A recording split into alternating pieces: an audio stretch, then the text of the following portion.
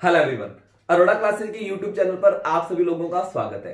तो आज की इस वीडियो के अंदर हम डिस्कस करने जा रहे हैं मैथ का तीसरा टेस्ट। जैसा कि आप लोगों को पता ही है कि हम लोगों ने एक टेस्ट सीरीज स्टार्ट की हुई है पंजाब स्टेट के आने वाले एग्जामों को लेके। ये test series special exclusive for Punjab state exam है।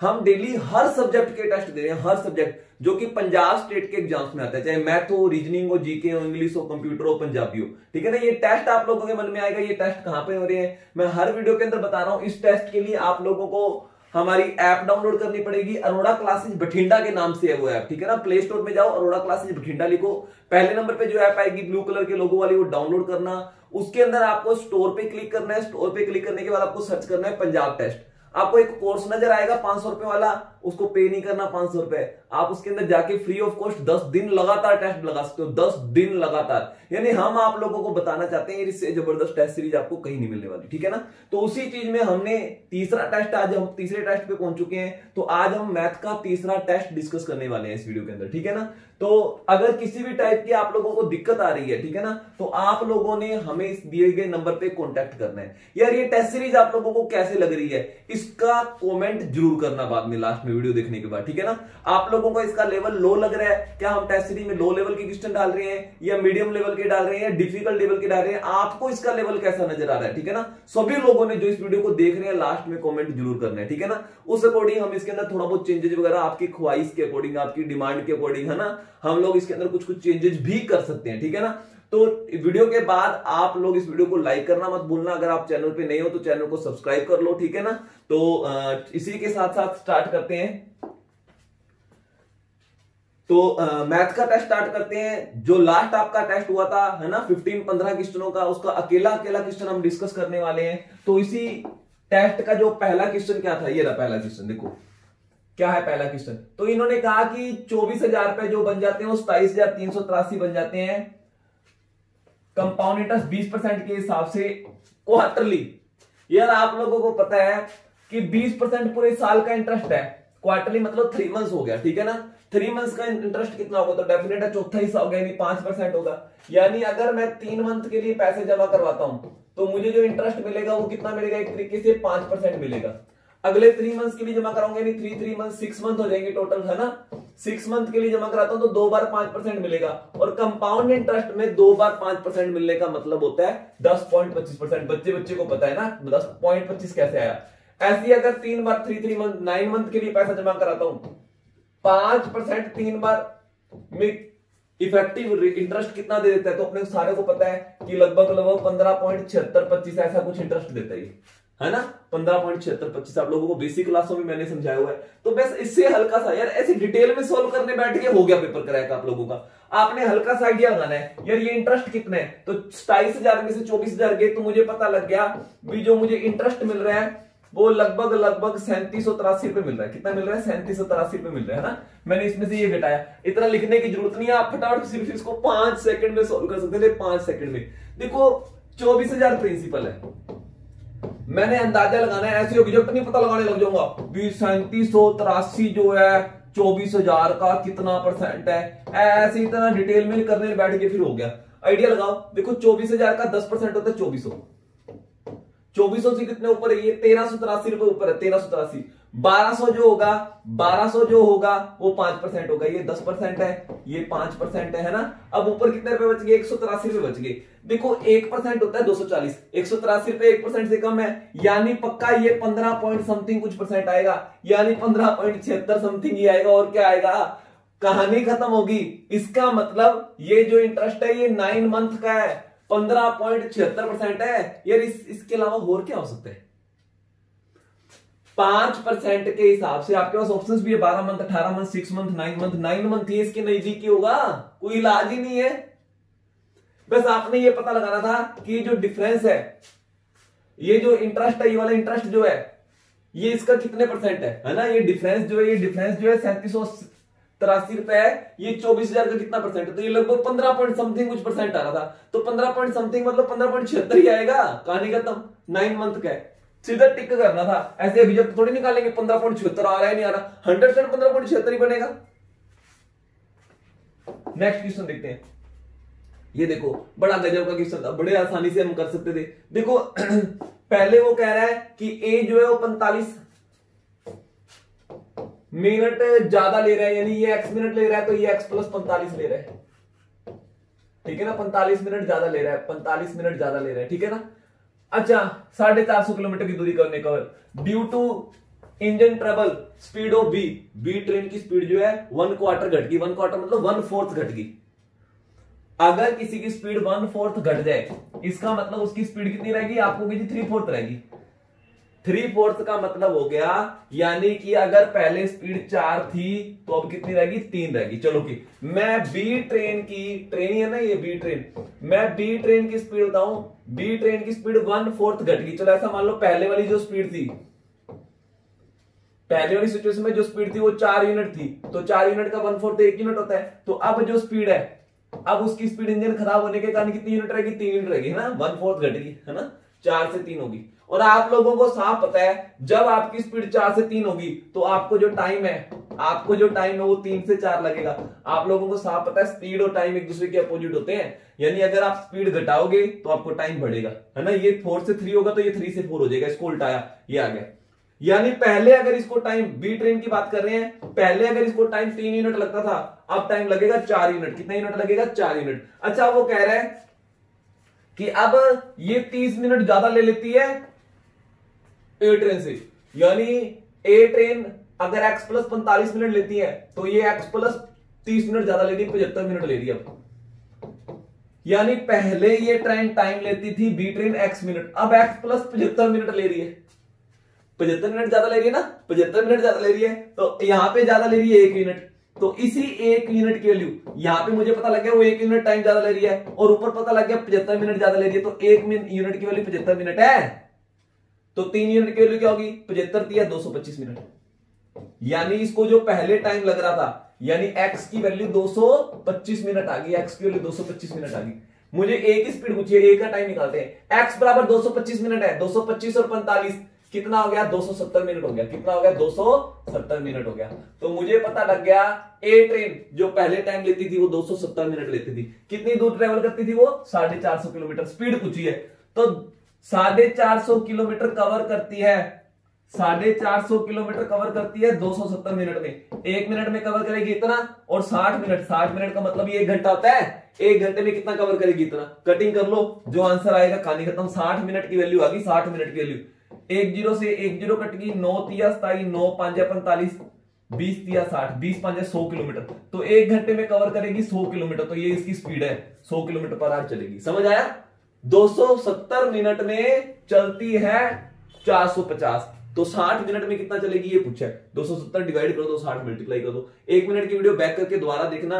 यार ये लिखने में मुझे टाइम लग गया, लेकिन ये सवाल सिर्फ 10 से 15 सेकंड का था, 10 से 15 सेकंड का था। आपको पता लग गया इसकी स्पीड 1/4 कम होगी, यानी 4 से 3 होगी, तो टाइम 3 से 4 लगेगा। और यहाँ पे ये 45 मिनट ज्यादा लगा रही थी, अब ये इससे भी 30 मिनट ज्यादा लगा रही है, यानी इन दोनों टाइमों का डिफरेंस 75 मिनट है। इसके पहले वाले टाइम, बी ट्रेन के पहले वाले टाइम और अब वाले टाइम में डिफरेंस 75 मिनट का है। देखो ये आपको समझ आया ही नहीं आया ना। चलो फिर अब नेक्स्ट क्वेश्चन देखते हैं।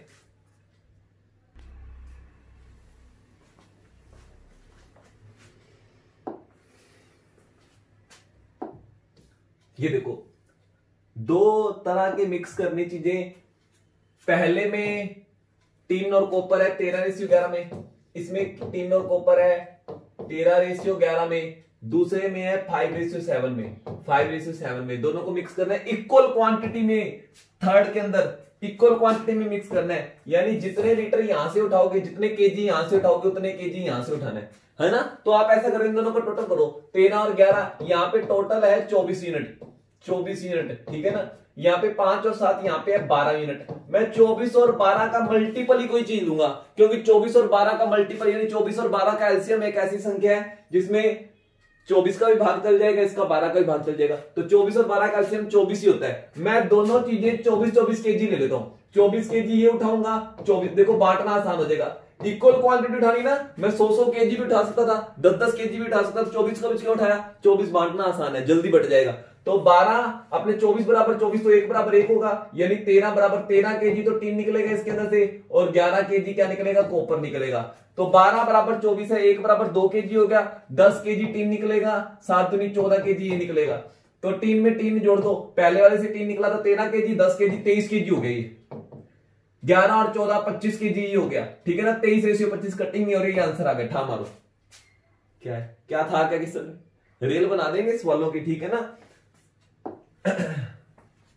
ये लो, देखो आप लोगों को ये बेसिक बातें पता होनी चाहिए भी, जब भी कोई भी संख्या आ जाए, मान लो कोई XYZ संख्या आ जाए, अगर उसकी पावर 6 कर दें, कुछ भी कर दें, 8 कर दो, 50 कर दो, 1000 कर दो, है ना, और बटे में इससे एक छोटी संख्या हो, तो इधर ऊपर -1 हो जाए, तो रिमाइंडर जो बचता है वो हमेशा 0 बचता है। कितना बचता है, 0 बचता है, ध्यान रखना, ठीक है ना।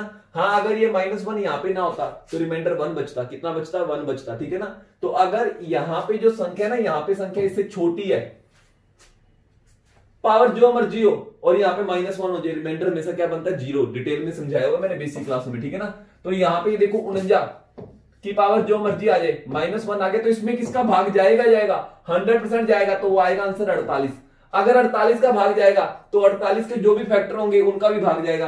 तो यानी कि 48 का फैक्टर क्या नजर आ रहा है, ये नहीं है इसका फैक्टर, ये भी नहीं है इसका फैक्टर, ये भी नहीं है इसका फैक्टर, 8 6 48, 8 इसका फैक्टर है। अगर 48 का पूरा भाग जाएगा तो 8 का भी जाएगा, तो मेरा आंसर आ गया 8, ठीक है ना। 2 ऑप्शन नहीं मिलेंगे आपको, वे में मत रहना, ठीक है ना। ध्यान रखना, अगर नीचे वाली संख्या ऊपर से एक छोटी है, पावर जो मर्जी हो, 16 18 20 50 2000 50,000, -1 आ गया तो बटे में उसका पूरा भाग जाना है, एक संख्या छोटी है तो, ठीक है ना। ये देखो, हालांकि मेरे पास इंटीरियर एंगल का फॉर्मूला भी है, लेकिन वो थोड़ा लेंथी हो जाता है। आप एक्सटीरियर एंगल वाला फॉर्मूला निकालो। आपको पता है पॉलीगन के अंदर वाले और बाहर वाले एंगल का टोटल जो होता है, अंदर वाले एंगल और बाहर वाले एंगल का टोटल हमेशा 180 होता है। कितना होता है, 180 होता है, जिसमें से अंदर वाला एंगल बता रखा है 144, तो बाहर वाला एंगल क्या होगा, तो 180 में से 144 घटाएंगे, बाहर वाला एंगल आ गया 36 डिग्री का। और बाहर वाले एंगलों की संख्या निकाल लो, आपको पता है 360 बटे यानी कि n करो तो हमारे पास एक्सटीरियर एंगल आ जाता है, एक्सटीरियर एंगल आ जाता है, ठीक है ना। तो एक्सटीरियर एंगल आ जाता है, जबकि मुझे एक्सटीरियर एंगल मेरे को पहले से पता है, एक्सटीरियर एंगल है कितने डिग्री का, 36 डिग्री का। तो n की वैल्यू क्या आ जाएगी, 36 द्वारा की डिवाइड हो जाएगा, n बराबर क्या आ जाएगा, 10 आ जाएगा। यानी साइडों की संख्या जो है वो 10 है, इसकी 10 है। यार कोई मर्जी पॉलीगन हो जाए, कोई मर्जी पॉलीगन आ जाए, चाहे उसमें 6 साइड है चाहे 7 साइड है, देखो ये सारे पॉलीगन है, ये सारे पॉलीगन है, ठीक है ना। तो उसके एक्सटीरियर एंगल, सारे एक्सटीरियर बाहर वाले एंगलों को टोटल हमेशा, बाहर वाले एंगलों का टोटल हमेशा, इनका टोटल हमेशा 360 डिग्री होता है ना। बटे में n करोगे एक एंगल आ जाएगा, एक एंगल आ जाएगा। मुझे एक एंगल पता लगे 36 डिग्री का, तो n मतलब साइडों की संख्या होती है, साइडों की संख्या कितनी आ गई, 10 आ गई, ठीक है। ये देखो बड़ा अच्छा सवाल है, थोड़े से परसेंटेज के अंदर पकड़ होनी चाहिए यार आप लोगों की, ठीक है ना। तो इन्होंने कहा गीता ने 18.18, 18.18 क्या होता है, ये 9.09 का 2 गुना है, और मुझे पता है 9.09 क्या होता है, 1/11 होता है, ये पता होना चाहिए यार।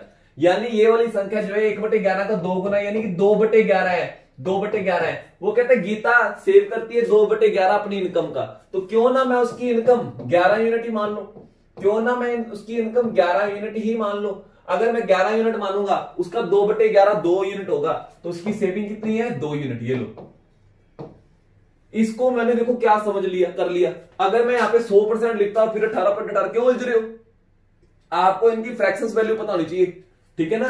तो 18.18 का मतलब होता है 2/11, यानी 11 में से 2 रुपए सेव हो रहे हैं, तो इसका मतलब खर्च कितने हो रहे हैं, तो आपको जी 11 में से 2 रुपए बचत हो रही है, तो 9 रुपए खर्च हो रहे हैं, 9 रुपए खर्च हो रहे हैं। चलो कि ठीक है। अब वो क्या कह रहे हैं कि अगर उसकी एक्सपेंडिचर बढ़ जाए 14 से 2/7, अब 14 से 2/7 कितना होता है, 1/7, यानी उसका खर्चा जो है, ये जो खर्चा है 1/7 बढ़ गया। अब मैं इसका 1/7 निकालूंगा, 9 रुपए का 1/7 निकालूंगा तो थोड़ा सा दिक्कत आएगी, इसका 1/7 निकालना है। चलो कोई बात नहीं, देखते हैं। इनकम बढ़ जाए 20%, 20% का मतलब होता है 1/5। अब ये बढ़ाना है 1/5। अब 11 रुपए है, 11 रुपए का 1/5 बढ़ाओगे फिर डर जाओगे आप, पॉइंटों में आ जाएगा ना। तो हम थोड़ा सा दिमाग लगाते हैं। देखो मैं इन तीनों को 2-2 से भी गुना कर सकता हूं, 3-3 से भी गुना कर सकता हूं, 10-10 से भी गुना कर सकता हूं। अगर मैं 10-10, एक बार एग्जांपल बताता हूं, मैं 10-10 से गुना करूंगा, मैं इनको ये भी लिख सकता हूं। अभी भी ये चीजें सारी पूरी हो रही है सेविंग जो है 2/11 है इनकम का। हाँ, इसका 2/11 निकालेंगे 20 रुपए ही आएगा, है ना। तो यानी मैं सभी को सेम सेम संख्याओं से मल्टीप्लाई कर सकता हूं, एग्जांपल बता रहा हूं, ठीक है ना। अब मुझे पता है यहाँ पे 5 आ रहा है, यहाँ पे 7 आ रहा है, तो मैं सभी को क्या करूंगा, 5 × 7 35 से गुना कर दूंगा जानबूझ के, ताकि इनका 1/5 और 1/7 निकालना आसान हो जाए। इसको भी 35 से गुना कर दूंगा, सारी चीजें 35 से गुना कर दूंगा, सारी चीजें 35 से गुना कर दूंगा, मेरा काम आसान हो जाएगा, मेरा काम आसान हो जाएगा। ये सारी बातें तो पूरी होंगी, चेक कर लो चाहे, ठीक है ना। अब देखो इनकम जो बढ़ गई, इनकम जो बढ़ गई इसका 1/5 बढ़ गई, यानी कि जो इनकम मेरी पहले थी ना, मेरी पहले इनकम ये है, इसका 1/5 बढ़ गई, यानी 5 7 35, 7 × 11 77 पे बढ़ गई, मेरी इनकम 77 पे बढ़ गई। देखो कितना आसानी से आगे, पॉइंटर में भी नहीं उलझ रही। और एक्सपेंडिचर जो है 1/7 बढ़ गई, मेरा पहले जो एक्सपेंडिचर था वो इतना था, इसका 1/7 बढ़ गया, 7 5 35, 9 5 45 रुपए बढ़ गया।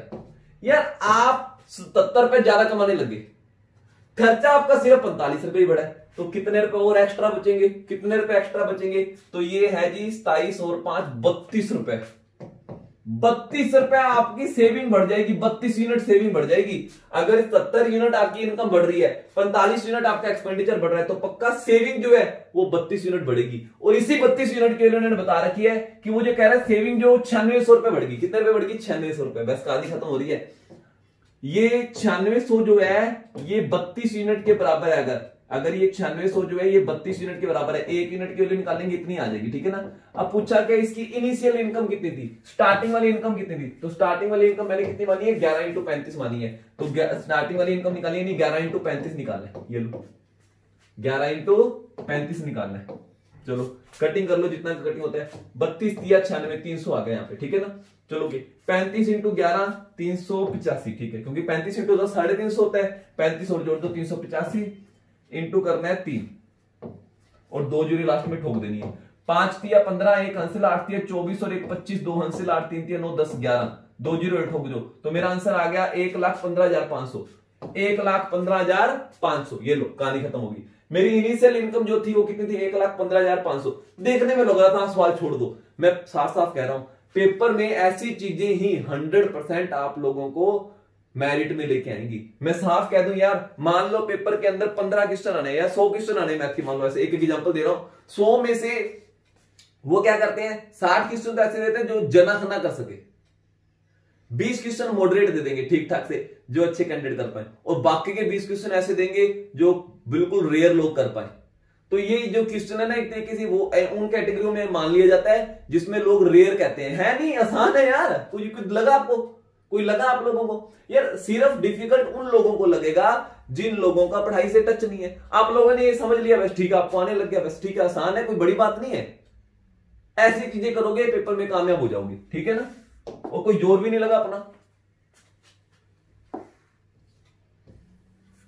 अब ये क्या कह रहा है कि 20% वोटर ने वोट ही नहीं दिया, चलो ठीक है ओके, 12.5% वोटें जो है इनवैलिड होगी, चलो ठीक है, और विनर ने 60% वोटें ली, चलो ओके, और 5500 वोटों से जीत गया, अच्छा ठीक है। अब देखो सारी स्टोरी समझाता हूं। मान लो टोटल एक्स वोटें थी, 20% का मतलब होता है 1/5 लोगों ने वोट नहीं दी, तो फिर कितने लोगों ने वोट दिए, 4/5 लोगों ने दिए।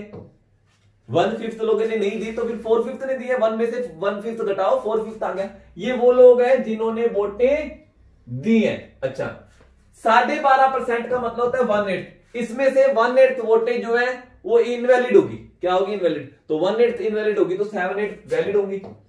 अब ये जो आ गया यहां तक जो डाटा पहुंच गया ये वैलिड वोटें आ गई, ये टोटल वोटें हैं, इसमें से वैलिड वोटें इतनी है, इसका 7/8 निकालेंगे, ये वैलिड वोटें आ गई। अच्छा आगे देखते हैं, विनर को 60% वोट, मैं विनर हूं, टोटल जो 100% सही वोटें थी उसका 60% मुझे मिल गया, तो इसका मतलब 40% आपको मिला है। तो मैं कितने परसेंट से जीता, 20%, 20% से जीता ना। ये कह रहे हैं 5500 वोटों से जीत गया, तो मुझे इसका 20% यानी 1/5 निकालना है। 20% का मतलब होता है 1/5, मैं 20% से जीता, और इसका 20% होगा 5500, बस ये रहा।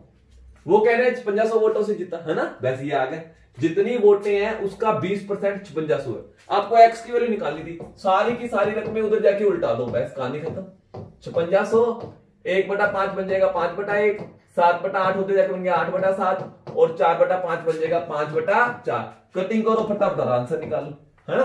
ये देखो 7 2 8 2 पंजा, 4 दूनी 8 200, 5 8 40, 40 5 200, 200 इंटू 200 40,000। ये लो कहानी खत्म। टोटल वोटें कितनी है 40,000। टोटल वोटें कितनी है 40,000। एक लाइन का सवाल था, सिर्फ एक लाइन का। लोग कह रहे उलझ गई, कुछ नहीं उलझे, एक लाइन का सवाल था, ठीक है। ये लो इस सवाल में क्या है, वो कहता है एक साइकिल का टायर है, उसकी डायमीटर 70 है, तो डायमीटर 70 है तो रेडियस कितनी होगी 35। रेडियस 35 होगी तो सरकमफ्रेंस इसके चारों ओर की दूरी कितनी होगी। हम लोगों ने रट्टा लगा रखा है भी रेडियस 35 होगी तो सरकमफ्रेंस होती है 220। याद है ना, मैंने आपको रट्टा लगवाया हुआ बेसिक में 7 14 21 28 35, है ना। 7 हो तो सरकमफ्रेंस ये होती है, 14 हो तो ये होती है, 44 की टेबल चलती रहती है ऐसी, 7 5 35, 44 5 220, रट्टा लगा रखा हुआ हाँ मेरे स्टूडेंटों ने तो। चलो के अब ये एक बार घूमेगी तो 220 सेंटीमीटर जाएगी। अब वो कहता है कि उसको 30 घंटे लगते हैं कहीं पे पहुंचने में और उसकी स्पीड 22 किलोमीटर पर आ रहा है। बताओ उस साइकिल ने टोटल कितने टायर में कितने चक्कर लगाए होंगे। यार पहले दूरी तो पता करो, टोटल कितनी दूरी कवर की है। ये सेंटीमीटर में ना तो दूरी भी सेंटीमीटर में करेंगे। देखो 22 किलोमीटर 1 घंटे में चलती है। 22 किलोमीटर को मैं 22,000 मीटर लिख सकता हूं। 22,000 मीटर, 1 किलोमीटर में 1000 मीटर होते हैं ना, लेकिन ये तो सेंटीमीटर में, इसको सेंटीमीटर में कन्वर्ट करना है, 2 जीरो रोक दो। इतने सेंटीमीटर 1 घंटे में जाती है, इतने सेंटीमीटर 1 घंटे में जाती है। 22 किलोमीटर ये इतने सेंटीमीटर जाती है 1 घंटे में, तो 30 घंटों में कितना जाएगी इतना। ये 1 घंटे में जाती है, 30 घंटों में जाएगी इतना। टोटल दूरी ये है, मैं कहूंगा टायर टोटल दूरी 10 मीटर चला है और एक बार घूमता है तब 2 मीटर चलता है, तो कितने चक्कर लगाएगा 5, है ना। ऐसी टोटल दूरी इतनी कवर करनी है, एक बार चक्कर लगाता है तो कितनी दूरी कवर करता है 220, तो कितने चक्कर लगाएगा। बस कटिंग कर दो, कहानी खत्म। 220 से 220 कट गया 30, 1 2 3 4 जीरो लगा दो, 1 2 3 4, इकाई दाई सैकड़ा हजार 10,000 लाख, 3 लाख चक्कर लगाएगा टायर, टक टक टक टक टक घूमेगा, है ना। कुछ भी नहीं था यार। टोटल डिस्टेंस कितनी है और एक बार घूमने पे कितनी दूरी कवर करते हैं। मान लो टोटल डिस्टेंस 10 मीटर जाना होता और एक बार घूमने में 2 मीटर चलता है तो 5 चक्कर लगाता। फिर वो ऐसी ये बड़ी सी रकम आ गई तो डर थोड़ी जाएंगे हम लोग। ये सारा सेंटीमीटर में कन्वर्ट किया मैंने, क्योंकि एक चक्कर लगाने की जो दूरी थी वो सेंटीमीटर में थी, क्योंकि डायमीटर सेंटीमीटर में ना, रेडियस सेंटीमीटर में आ गई, सरकमफ्रेंस भी सेंटीमीटर में आ गई। कितना आसान था सवाल। नेक्स्ट देखो, जिस टाइम की रेशियो उस टाइम का टोटल। याद है मैं इस टाइप से बोलता होता हूं जब मैं ये टाइप के सवाल कराता हूं।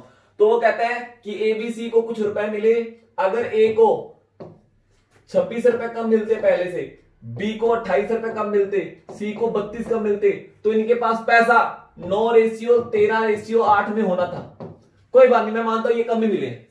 कितना हो गया टोटल ये 14 और 16, 3 5 6 7 8, 86 रुपए कम मिलते। अगर इसमें से 86 रुपए घटा दो, यानी कि अगर इनको 2100 रुपए मिलते, वैसे बांटे तो 2186 है, अगर 86 कम मिलते तो सभी के पास ये हिस्सा होना था। कोई बात नहीं, बांट दो। ये कितने कितने आ रहे हैं हिस्से में, तो ये 9 और 13 22 और 8 30, 30 बराबर 2100 है, 30 बराबर 2100 है, तो 1 बराबर कितना आएगा, तो मेरा आंसर आ गया 700 आएगा। ठीक है ना, 700 किसका पूछा है, ए का। 1 बराबर 700 है तो 9 बराबर क्या होगा, 9 7 70 आ गया, सच नहीं 1 0 से 1 0 कट गया, 3 7 70 आ गया, सच 70। तो 9 बराबर कितना होगा, 9 7 63, 630 आ गया। अगर इसको 26 रुपए कम मिलते तो इसको 630 रुपए मिलते, लेकिन अगर 26 ज्यादा मिलते, यानी एक्चुअल में इसको जो पैसे मिले थे वो कितने मिले थे, तो 656 आएगा। 630 आंसर मत ठोका ना, ध्यान रखना। वो 26 रुपए वो तो अज्यूम करा रहा था कि 26 कम मिलते तो इसको 630 मिलते, तो 26 अगर पूरे मिलते तो कितने मिलेंगे, 656। तो मेरा आंसर आ गया 656। ये देखो ये वाला क्वेश्चन, देखो ये वाला क्वेश्चन हम कैसे करेंगे देखते हैं। देखो इस क्वेश्चन में क्या है, P Q R, P Q और आर, अगर ये लोग 18 दिन काम करते हैं, 18 दिन काम करते हैं तो इनको सैलरी मिलती है 10,800। तो यार एक दिन का पैसा नहीं निकाल सकते, 18 डिवाइड कर दो, एक दिन के रुपए मिलेंगे 18 छिक्के 108 600 रुपए। एक दिन के रुपए मिलेंगे 600, 18 दिन के 10,800 मिलते हैं, एक दिन के 600 मिलेंगे। चलो की ये तो पी क्यू आर हो गया। फिर वो कहते हैं पी और आर। पी और आर अगर 10 दिन काम करते हैं तो इनको रुपए मिलते हैं 3,760। तो अगर ये एक दिन काम करेंगे दो जने तो कितने मिलेंगे 376। 10 से डिवाइड हो जाएगा, कहानी खत्म। यार जब आप लोगों को पी क्यू आर का दे रखा है, पी और आर का दे रखा है, तो क्या आप क्यू का नहीं पता लगा सकते? आप क्यू का नहीं पता लगा सकते, है ना। इन्होंने आर का पूछा, चलो आर का भी देखेंगे। तो पहले तो मैं पी क्यू आर में से, पी क्यू आर के एक दिन में पैसों में से पी और आर का एक दिन का पैसा घटाता हूं तो मेरे पास किसका आ जाएगा? अकेले क्यू का आ जाएगा, ठीक है ना। चलो 600 में से 376 गए तो मेरे पास आ गया 224। इन तीनों के रुपए मिलते हैं 600, इसको मिलते हैं 376, 24 कम में 224 आ गया। चलो अब वो कहते हैं क्यू और आर को 20 दिनों में मिलते हैं 6080। क्यू और आर को 20 दिनों में मिलते हैं 6080, तो एक दिन में मिलेंगे बटे 20 कर दो, तो मेरा आंसर आ गया 304। 304 क्यू और आर, और मेरे पास यहां पे क्यू आया हुआ है, क्यू और आर को मिलते हैं 304 रुपए, जिसमें मुझे पता लग गया क्यू को मिलते हैं 224, तो घटा दो 80 रुपए आ गया। ये किसको मिलेंगे? आर को। ये किसको मिलेंगे? आर को। आर का ही कुछ है, 80 रुपए मिलेंगे उसको जी। आसान सा सवाल था, कोई बड़ी बात नहीं थी, ठीक है ना। देखो ये आपको समझ आया नहीं आया, है ना। तो फिर अब नेक्स्ट क्वेश्चन देखते हैं।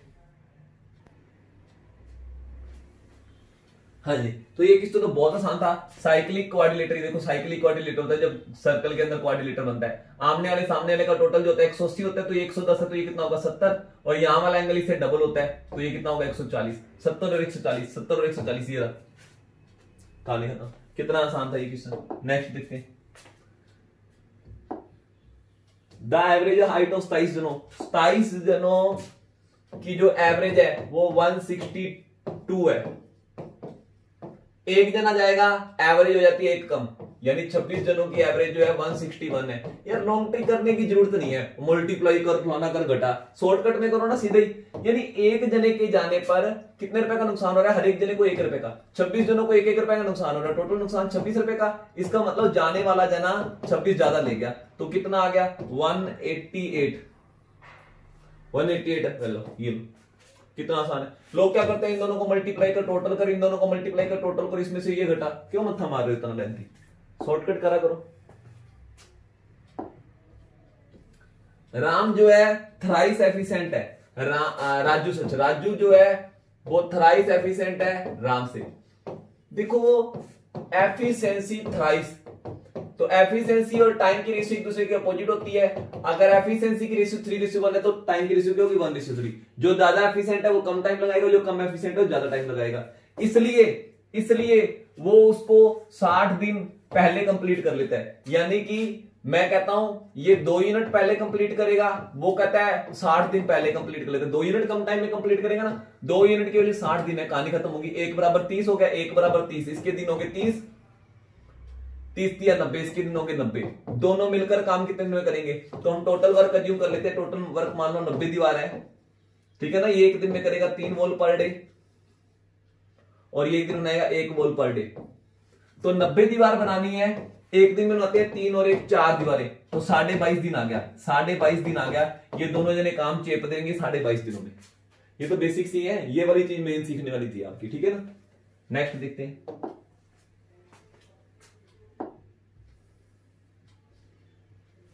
तो देखो 3 जने हैं, क्या है? रंजीत, वैभव, संदीप। इन्होंने 10 रुपए लगाए, इसने 12 रुपए लगाए, इसने 15 रुपए लगाए, ठीक है ना। एक साल बाद वैभव ने 25% निकाल लिया। 25% मतलब 1/4। वैभव दूसरे नंबर वाला है, 1/4 मतलब 3 रुपए निकाल लिए। तो एक साल बाद इसके खाते में कितने पैसे रह गए? 9 रुपए रह गए।